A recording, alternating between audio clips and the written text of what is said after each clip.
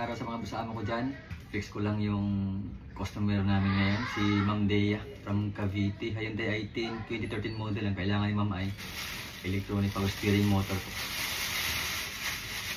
Hyundai i10. So yun lang mga basama. Salamat.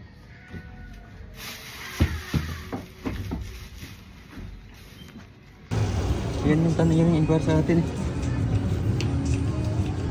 Yan yung inquire ni Ma'am. Ano po yung kapalit natin?